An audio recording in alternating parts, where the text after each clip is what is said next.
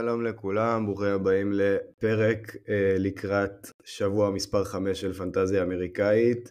אז היום פרק סולו, שרון בלימודים, בוא נגיד, עסוק, למרות שהוא בארץ ואנחנו בקרוב נעשה באמת פרק ביחד. אז בוא נתחיל, ניגש לעניינים, נעשה את זה מהיר. אז ככה, אנחנו לקראת שבוע 5, בעצם התחלנו את שבוע 5, ואנחנו נדבר בעצם על כל מה שקורה מיום שני בלילה, שזה ממש עכשיו, ועד ליום ראשון הבא, בעצם השבוע הקרוב. אז בואו נתחיל וניגש ישר למשחקים לפי ימים. אז יש לנו יום שני, ממש עכשיו, 8 משחקים, יום שלישי 6 משחקים, יום רביעי 9 משחקים, יום חמישי 4 משחקים, יום שישי 9 משחקים, יום שבת 7 משחקים, ויום ראשון 8 משחקים, שבוע מושלם. יש לנו בכל יום אפשר בעצם להרים שחקנים, בכל יום אין לנו מספרים דו ספרתיים של משחקים, באמת השבוע הכי טוב שיכול להיות, שבוע איכותי כמו שאנחנו אוהבים לקרוא לו. אז בעצם יש לנו, בוא נדבר קצת על כמה קבוצות משחקות השבוע. אז יש לנו 14 קבוצות שמשחקות 4 משחקים, והן אטלנטה, שרלוט, שיקגו, קליבלנד, דאלאס, דנבר, קליפרס, מיאמי, ניו אורלינס, אוקלהומה, אורלנדו, פילי, פורטלנד וטורונטו. אלה בעצם 14 קבוצות שמשחקות 4 משחקים.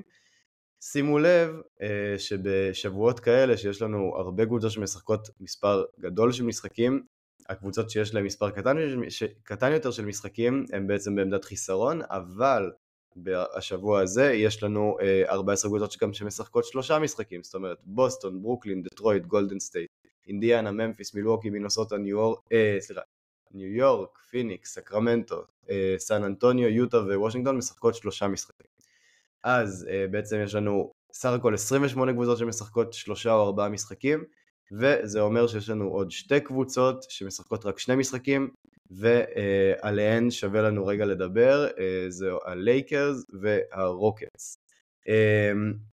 אז בעצם בלייקרס וברוקטס שמשחקות השבוע רק 2 משחקים, יש לנו כמה סיפורים מעניינים. אז אחד, מדובר על הפציעה של טרי איסון.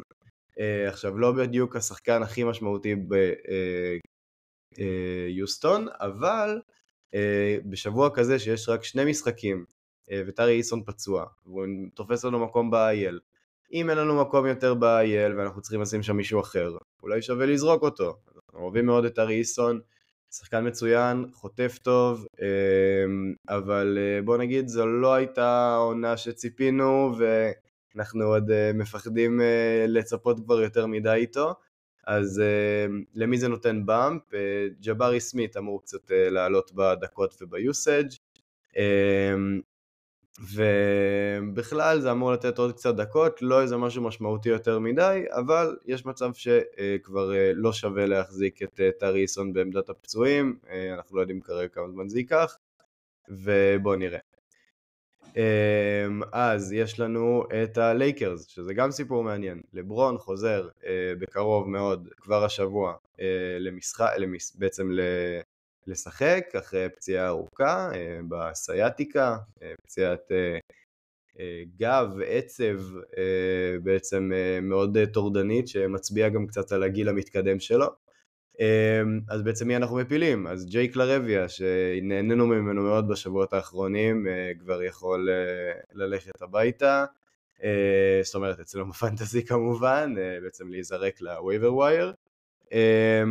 חוץ מג'ייק לרביה גם רויה צ'ימורה, היפני הבינלאומי, גם כבר כנראה ייפול ביוסאג', אבל עוד פעם בוא נזכור, מדובר בשבוע של 2 משחקים בלבד, זאת אומרת, גם בשביל לברון זה אופטימלי מאוד בשביל לחזור,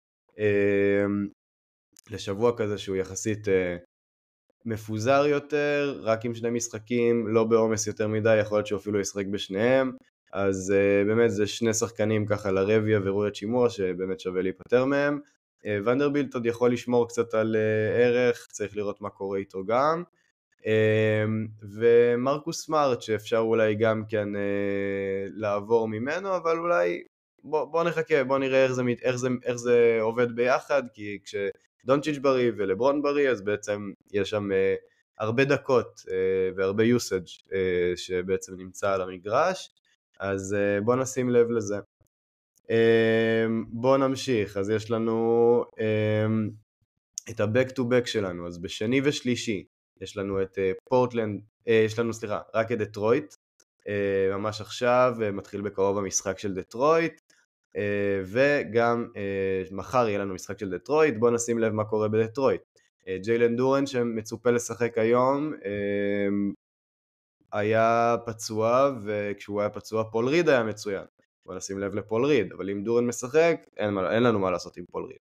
קייד קניגהאם שכבר לא שיחק 2 משחקים, שיכול לפספס היום את השלישי, אם אני זוכר נכון, ובמקרה שלו היה לנו את, ברח לי השם שלו, רגע, דניס ג'נקינס, undrafted המצוין, שבאמת נותן משחקים, וואו, לא דמיינו שזה יכול להגיע למצב כזה, ושהוא יהיה שחקן שנדבר עליו בשלב כל כך מוקדם של העונה, רק סתם כדי, מה שנקרא, לסבר את האוזן, דניס ג'נקינס, עד כה, נתן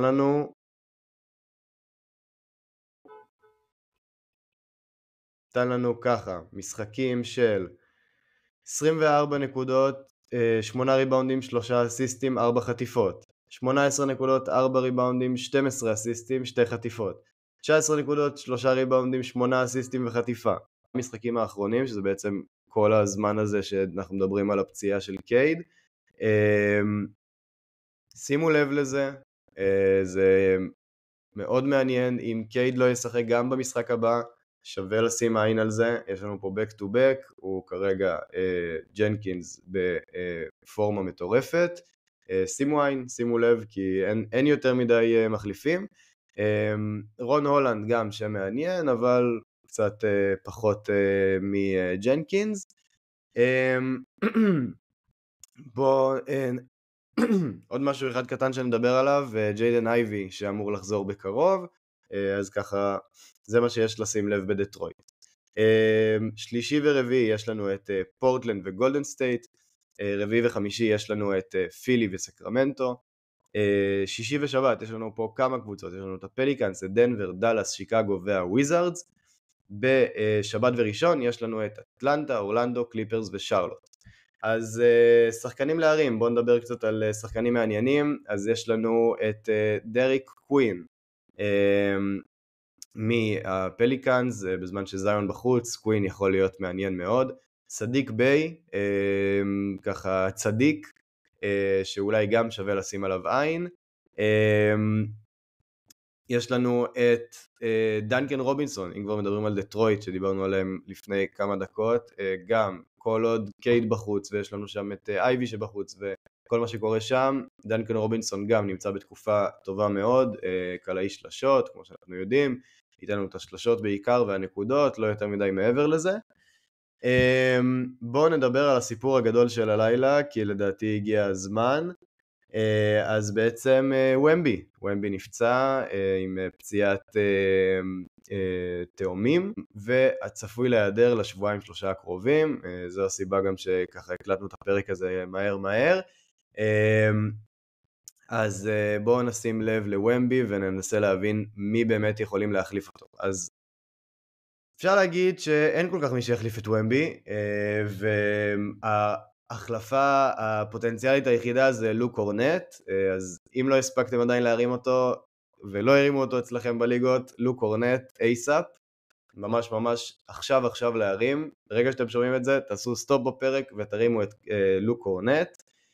חוץ מלוק קורנט יש לנו שם את ג'רמי סואן וביזמק ביומבו, אז בעצם הייתי יותר הולך לכיוון סואן, אם כבר הרימו את קורנואט, תנו צ'אנס לסואן, לא יעיל במיוחד, אבל כשבעצם לא יהיה קו קדמי לסן אנטוניו, יכול לקבל אחלה הזדמנות, ובעצם זה שוומבי בחוץ, אפשר להגיד שכל הרוטציה שם קצת משתנה,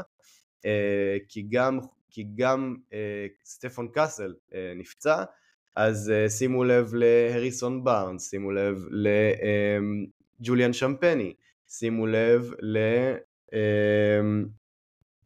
דווין וסל, אם הוא במקרה איכשהו נזרק מתישהו, אז דווין וסל מאוד חשוב, ולדעתי אלו ההמלצות לסן אנטוניו. עוד פציעה מעניינת הייתה לג'ה מורנט.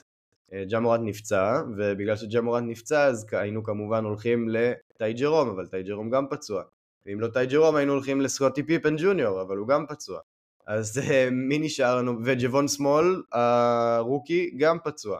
אז אין כרגע לממפיס רכז, ובמקרה כזה באמת פונים למעמקי הספסל, וזה באמת מה שקורה בזמן האחרון, וקם ספנסר אפשר להגיד הוא הרכז, אבל שחקן שככה אנחנו מאוד אוהבים בו בפוד, זה וינס וויליאמס, שתפקד בתפקיד הרכז, ככה במשחק האחרון, אחרי שג'ה הלך, בעצם ירד לחדר הלבשה ולא חזר. אז וינס וויליאמס לדעתי הוא קודם כל הרמה הראשונה, אחר כך קם ספנסר, ואחרי זה שווה להסתכל גם על ג'יילן ווילס, שחקן שנה שנייה, קלעי שלשות, נקודות, זה בעיקר מה שנקבל ממנו. וינס וויליאמס באמת שחקן של all around, יכול לתת לנו את ה-15 נקודות עם ה-8 ריבאונדים ו7 אסיסטים, ככה באלן אלן. עוד ככה שחקנים מעניינים, אם סאגז נשאר בחוץ, שווה לשים לב לאנטוני בלק שנתן משחק לא רע בכלל, ובנקרו שבחוץ, אז טריסטן דה סילבה מקבל ככה באמפ חמוד. חוץ מזה עוד ככה שחקנים שווה לדבר עליהם, באטלנטה יש לנו שם את אוקונגו, שכרגע בסימן שאלה ליום שלישי, אז אם אוקונגו בחוץ, שאנחנו יודעים שפורזינגיס גם לא בשיא הבריאות, אז מוחמד גיי, השחקן עם האוקסימורון המעניין, יכול לתת אחלה של משחק, והבן דוד, כמו שכתבתם לנו בתגובות, הבן דוד של ה-MVP, ניקי אלכסנדר ווקר, הוא שחקן must add, אני עשיתי טעות גדולה וזרקתי אותו בפזיזות דעת, בקלות דעת, לצערי. למה זרקתי אותו? היה לי איזשהו משחק חסר בעצם, והייתי חייב שחקן שייתן לי את הנקודות ואת הריבאונדים, חשבתי לפחות שאלכסנדר ווקר לא ישחק, והייתי מוכן לעשות את ההקרבה הזאת, בדיעבד טעות, לא יכלתי להרים אותו אחר כך. אם אתם לא יודעים, אז אם אתם זורקים שחקן, אני חושב שזה בכל הפלטפורמות, זרקתם שחקן, יש לו סוג של תקופת התקררות, עד שהוא הופך להיות פרי אייג'נט, בזמן שהוא וייבר, אם אתה זרקת אותו, אתה לא יכול להרים אותו, אז כן, זה ככה סיפור אישי ככה, אפשר להגיד. חוץ מזה, אני חושב שיש לנו סך הכל שבוע מצוין, שבוע מאוד מאוד מעניין. אני מחכה לעוד שבועות כאלו, ופעם הבאה גם ששרון יהיה איתנו, אז נוכל ככה לדבר ולדסקס על זה קצת יותר. וזהו, אני מאוד מאוד נהניתי, גם אם זה היה ככה לבד, אז אני מקווה שגם אתם, ושיהיה לנו אחלה של שבוע.